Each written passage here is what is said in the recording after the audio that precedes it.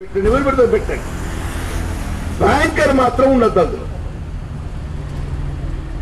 అప్పుడు ఏమవుతుంది, సెలక్షన్ కొంత మేరకు ఏదైతుందో నిష్పక్షపాతంగా జరిగేటువంటి అవకాశం. మీరు ఎంపిక చేసిన లబ్ధిదారులను బ్యాంక్స్ అలాట్ చేయండి, చేసి రుణ సౌకర్యం కల్పించడం విధిగా బ్యాంక్ కల్పించాలి, అట్లా ఆంక్షలు విధించారు. అప్పుడు ఏదైతుందో నిజమైనటువంటి ఒక లబ్ధిదారులు వారు ఉపాధి పొందేటువంటి అవకాశం మనం కల్పించిన వాళ్ళం అవుతాం. అట్లా కాకుండా ఏమైపోయింది, ఇక మీ ఎస్సీ సప్లైనే కానీ ఎస్సీ వెల్ఫేర్ డిపార్ట్మెంటే కానీ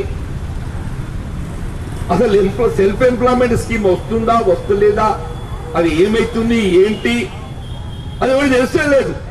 వస్తుంది అయిపోతుంది, వస్తుంది అయిపోతుంది.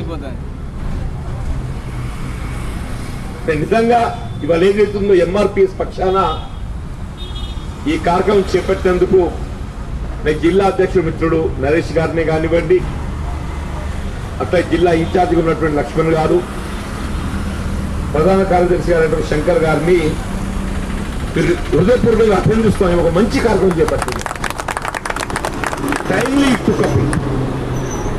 దీనికి సంబంధించి మీరు కలెక్టర్ గారికి ఒక మెమరాండం ఇవ్వండి. ఎస్సీలకు సంబంధించి కానీ ఎస్టీలకు సంబంధించి కానీ దళితులకు సంబంధించి ప్రభుత్వం అమలు తలబెట్టేటువంటి యొక్క స్వయం ఉపాధి పథకాలలో బ్యాంకర్ల పాత్ర ఏదైతుందో పరిమితి చేయండి. While selecting no due certificate అడగండి. ఏ బ్యాంకులో నేను బాకీ లేను అన్నట్టు ఏదైతుందో తెమ్మని చెప్పండి, అభ్యంతరం లేదు.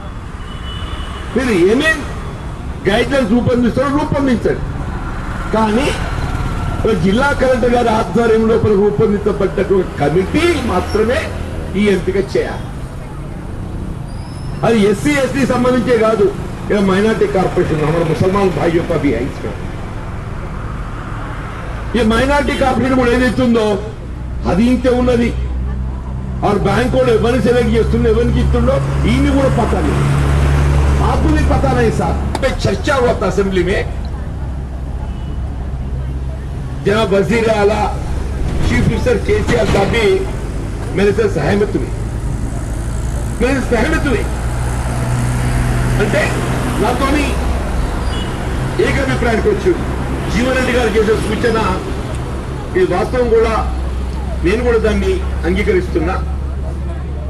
నేను తక్షణమే ఏదైతుందో ఓ ప్రత్యేక సమావేశం ఏర్పాటు చేసి ఈ స్వయం ఉపాధి కల్పనలో బ్యాంకర్ల పాత్రను పరిమితి చేయడానికి ఏ విధమైన ఒక చర్యలు చేపట్టాలనో నేను చేపడతా. మరి జీవన్ రెడ్డి గారిని కూడా నేను ఆహ్వానిస్తాను చెప్తున్నా. నా టర్మ్ అయిపోయింది కానీ ఆ సమావేశం మాత్రం కాలేదయా. నా టర్మ్ అయిపోయింది, ఈ చర్చ అయిన తర్వాత 4.5 ఏళ్ళు ఉండే సభల కానీ లేదని అన్నాడు. ఇంకా ఆశ్చర్యకరమైన విషయం ఏంటంటే ఈ క్వశ్చన్ డిబేట్ అయిపోయింది. సీఎం గారు ఏదైతుందో నేను లేవనెత్తిన అంశం మీద పాజిటివ్ గా రెస్పాండ్ అయ్యిండు. నేను తప్పకుండా వెంటనే సమావేశం ఏర్పాటు చేసి దీని పరిష్కారం కనుగొంటా అని చెప్పిండు సభను. చెప్పిన తర్వాత నేను ఇంకో అంశానికి చర్చ చెప్పాను. రెండో అంశం ఉంటుంది కదా, సంబంధించిన శాఖ మంత్రి దాని జవాబు చెప్తాడు, అన్నిటికీ సీఎం చెప్పాడు. ఈ అంశం సీఎం గారు రెస్పాండ్ అయ్యిందో ఇంకా నెక్స్ట్ అంశం మీద క్వశ్చన్ పేపర్ చూసుకుంటున్నాం. సడన్ గా సీఎం గారు వచ్చిన పక్కన కూర్చున్నాడు. అలానే సేమ్ ఈ అంశం చర్చ నాడే అని చెప్పంటున్నా. కూర్చొని లే జీవన్ రెడ్డి మీరు చాలా బాగా మాట్లాడిన నన్ను అన్న అంటాడు. మీరు బాగా వాస్తవంగా మాట్లాడిన డెఫినెట్లీ ఈ సమస్య ఏదైతుందో మనం చర్చించాల్సిందే, నేను పరిష్కారం కనుగొందామని చెప్పని మాకు ఎదురు పక్షాలు ఉంటాయి కదా, ఆయన కుర్చీలకు వెళ్ళి నా కుర్చీల బెంచీలకు వచ్చి పక్కన కూర్చొని నాకు చెప్పిపోయాను. మాట అయినా కానీ ఏదైతుందో అది గంటే ఉంది తప్ప దానికి ఏం లేదు అని ఆయన అంటున్నాను. మీరు ఆ వీడియో క్లిప్పింగ్ తీస్తే మీకు దొరుకుతాయని చెప్పండి. వీడియో క్లిప్పింగ్ తీస్తే నేను చేసిన చర్చ వస్తుంది, అవి చెప్పిన జవాబు వస్తుంది, లేసొచ్చిన పక్కన కూర్చుని కూడా తప్పుతా అన్నట్టు. ఏం చెప్పాలి? తెలంగాణ రాష్ట్రం వాస్తవంగా నిధులు, నీళ్లు, నియామకాలు, నిధులైతే ధనిక రాష్ట్రంగా ఏర్పడ్డట్టు ఒక తెలంగాణ రాష్ట్రం వీళ్ళు అప్పుల ఊబిలోకి నెట్టబడ్డది. అప్పుల ఊబిలోకి నెట్టబడ్డది. ఈ అప్పుల భారం అంతా ఎవరి మీద పడుతుంది? మన మీద పడుతుంది నాయన. మనం కూడా భాగస్వాములమే. తప్పిపోయి మీరు కేసీఆర్ కట్టుకుంటాడు అనుకుంటే భ్రమ. కేసీఆర్ కట్టాడు, మనమే కట్టాలి. అప్పు చేసాడు ఆడు, కట్టేది మనము. ఇలా భగీరథ అని చెప్పి రోడ్లన్నీ చదువుతున్నాయి జీతాలన. ఎవరు పెడతారు? పెట్టండి. బ్యాంకర్ మాత్రం ఉండద్దు అందులో. అప్పుడు ఏమవుతుంది? సెలక్షన్ కొంత మేరకు ఏదైతుందో నిష్పక్షపాతంగా జరిగేటువంటి అవకాశం. మీరు ఎంపిక చేసిన లబ్ధిదారులను బ్యాంక్స్ అలాట్ చేయండి. చేసి రుణ సౌకర్యం కల్పించడం విధిగా బ్యాంక్ కల్పించాలి. అట్లా ఆంక్షలు విధించారు. అప్పుడు ఏదైతుందో నిజమైనటువంటి ఒక లబ్ధిదారులు వారు ఉపాధి పొందేటువంటి అవకాశం మనం కల్పించిన వాళ్ళం అవుతాం. అట్లా కాకుండా ఏమైపోయింది? ఇవాళ మీ ఎస్సీ సప్లైనే కానీ, ఎస్సీ వెల్ఫేర్ డిపార్ట్మెంటే కానీ, అసలు సెల్ఫ్ ఎంప్లాయ్మెంట్ స్కీమ్ వస్తుందా వస్తలేదా, అది ఏమైతుంది ఏంటి అది ఎవరికి తెలుసే లేదు. వస్తుంది, అయిపోతుంది, వస్తుంది, అయిపోతుంది. నిజంగా ఇవాళ ఏదైతుందో ఎంఆర్పిఎస్ పక్షాన ఈ కార్యక్రమం చేపట్టినందుకు నేను జిల్లా అధ్యక్షుడు మిత్రుడు నరేష్ గారిని కానివ్వండి, అట్లా జిల్లా ఇన్ఛార్జిగా ఉన్నటువంటి లక్ష్మణ్ గారు, ప్రధాన కార్యదర్శి గారు శంకర్ గారిని హృదయపూర్వకంగా అభినందిస్తాం. ఒక మంచి కార్యక్రమం చేపట్టింది. టైమ్లీ ఇట్టుకప్పుడు దీనికి సంబంధించి మీరు కలెక్టర్ గారికి ఒక మెమరాండం ఇవ్వండి. ఎస్సీలకు సంబంధించి కానీ, ఎస్టీలకు సంబంధించి కానీ, దళితులకు సంబంధించి ప్రభుత్వం అమలు తలబెట్టేటువంటి యొక్క స్వయం ఉపాధి పథకాలలో బ్యాంకర్ల పాత్ర ఏదైతుందో పరిమితి చేయండి. While selecting no due certificate అడగండి. ఏ బ్యాంకులో నేను బాకీ లేను అన్నట్టు ఏదైతుందో తెమ్మని చెప్పండి. అభ్యంతరం లేదు. మీరు ఏమేం గైడ్ లైన్స్ రూపొందించండి. కానీ జిల్లా కలెక్టర్ గారి ఆధ్వర్యంలో రూపొందించబడ్డటువంటి కమిటీ మాత్రమే ఈ ఎంపిక చేయాలి.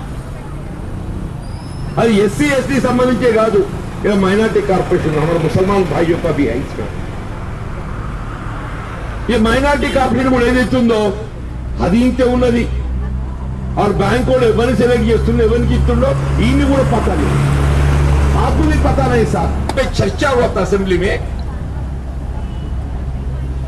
जनाब वजीर आला चीफ मिनिस्टर केसीआर साहब भी मेरे से सहमत हुए.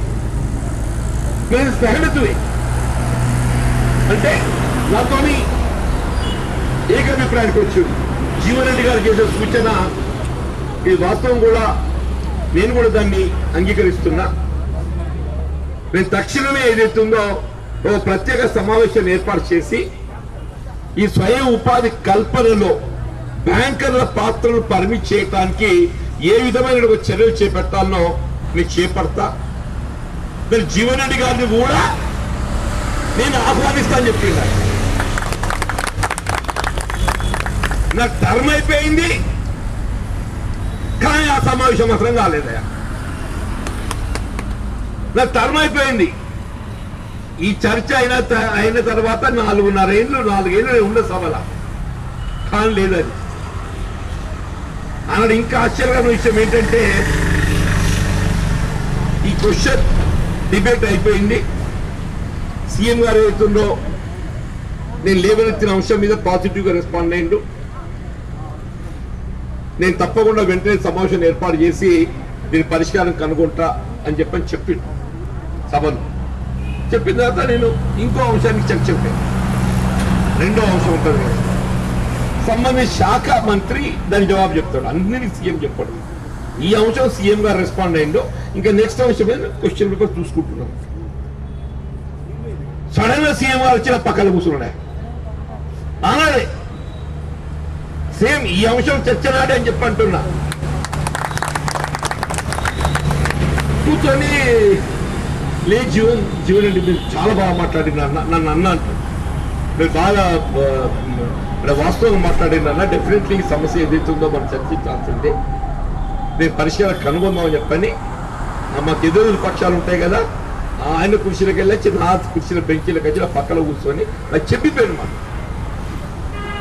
అయినా కానీ ఏదైతుందో అది గంటే ఉంది తప్ప దానికి ఏం లేదు అని ఆయన అంటున్నాను.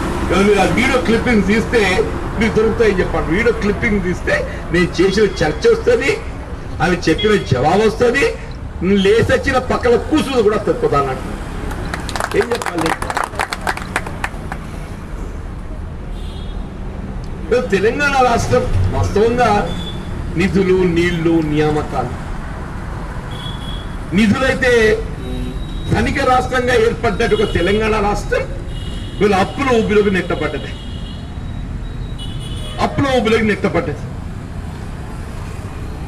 ఈ అప్పుల భారం అంతా ఎవరి మీద పడుతుంది?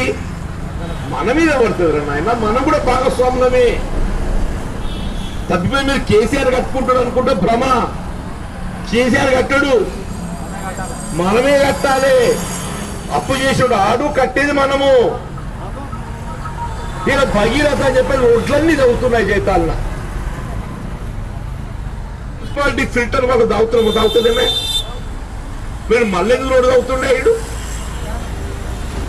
అక్కడ ఫిల్టర్ పెట్టి లేవా? ధర్మ సముద్రం లేదా? नहीं साहब, पानी की किल्लत है तो वो बात अलग है. यहाँ पे तो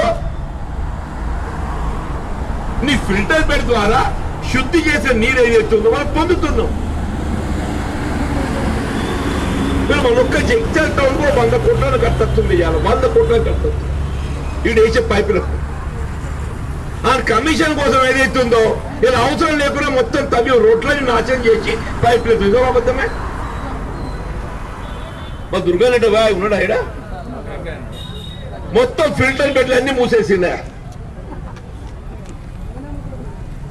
అంతే ఆనాడు జీవనుడి కట్టిందా, వీళ్ళు కూడా నా ఇంట్లోకి వెళ్ళి కట్టిందా. ప్రభుత్వ సొమ్ము అది, అది ప్రభుత్వ సొమ్ము. ఒక ప్రభుత్వం ఒక కార్యక్రమం చేపడితే తదుపరి వచ్చిన ప్రభుత్వం దాన్ని కొనసాగింపు ఏదైతుందో మెరుగైన రీతిలో తీసుకోవాలి. ఆ నిర్మాణం చేపట్టబడ్డ ఫిల్టర్ బెడ్లు ఆ వినియోగంలో ఉండగా వాటి నిరుపయోగం మార్చి ఒక 50 ఫిల్టర్ బెడ్ వాడకుంటే మొత్తం ఏదైతుందో ఎక్కడెక్కడ పగుళ్ళొస్తాయి. అల్టిమేట్ నష్టపోయేది రాష్ట్ర ప్రభుత్వం మనమే కదనే. చేసి అప్పు చేసి నేను అప్పు చేస్తే నా కోసం చెప్తున్నాడా? దీని ఫలాలు ఎవరు పొందుతున్నారు? కమిషన్ నువ్వు పొందుతున్నావు. ఇవాళ ఉద్యోగాల కల్పనకు సంబంధించి కేటీఆర్ గారు నేను చెప్పిండ్రు, నేను 50,000 ఉద్యోగాల భర్తీకి నోటిఫికేషన్ ఇస్తున్నా అని చెప్పాను. అదే 191,000 ఉద్యోగాలు ఖాళీలు ఉన్నాయని చెప్పని బిస్వాల్ కమిటీ చెప్తే నేను 50,000 నింపుతున్నానంటే ఏమన్నట్టే. నేను పిఆర్సీ నివేదికలో బిస్వాల్ గారు ఏదైతున్నదో 191,000 ఉద్యోగాలు ఖాళీలు ఉన్నాయని చెప్పిండే. ఇక నింపుతానది ఎంత? 50,000 నుంచి చారాను బావుల నింపుతుడు, బావుల ఖాళీ పెడుతుంది. ఆ మొత్తం ఉద్యోగాలు నింపితే దాని మనవంతు 15% వాటా మనకు అచ్చు కదనే. మనకు అర్థం రాదా? మనం నింపే ఉద్యోగాలు నింపక నిరుద్యోగ యువత రోడ్డుకి ఇచ్చి ఆయనకి నిరుద్యోగ భృతి లేదు, స్వయం ఉపాధి లేదు, 3 ఎకరాలు ఇస్తాడు అది కూడా లేదు. ఏం కదంటే నేను 7 లక్షలు కొంటానన్నా భూమి దొరకలేదు అంటే 7 లక్షలు చెప్పిన ఎక్కడ లిమిట్ ఉన్నదా? భూముల ధరలు ఉన్నట్టు పెట్టు నువ్వు. అది 10 లక్షలకు ఎకరం ఉంటే 7 లక్షలకు ఇవ్వంటే ఇస్తాడా? ఎందుకు ఇస్తాడు చెప్పు నాకు? నువ్వు 3 ఎకరాలు వద్దు 2 ఎకరాలు ఇయ్యు. మీరు అన్నది మంచిగా చెప్పిండు తమ్మి. 21 లక్షలకు ఏదైతుందో నువ్వు ఒక యూనిట్ కాస్ట్ ఎంచుకున్నావు. 3 ఏళ్ళ 21 లక్షలు అని చెప్పని యూనిట్ కాస్ట్ ఎంచుకున్నాడు. 7 ఎకరాలు లక్షల చొప్పున 3 ఎకరాలు కొనాలంటే 21 లక్షలు అవుతుంది. ధర 10 లక్షలు ఉన్నది.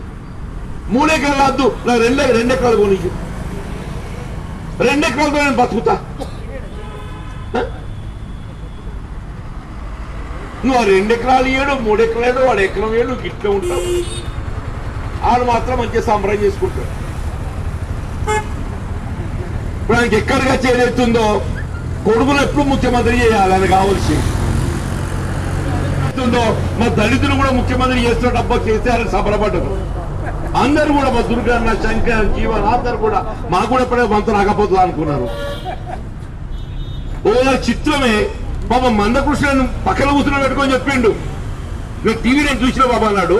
కేసీఆర్ ఇంటర్వ్యూ ఇచ్చుకుంటే ఏదైతుందో ఆయన మందకృష్ణ గారు పక్కన ఉన్నాడు.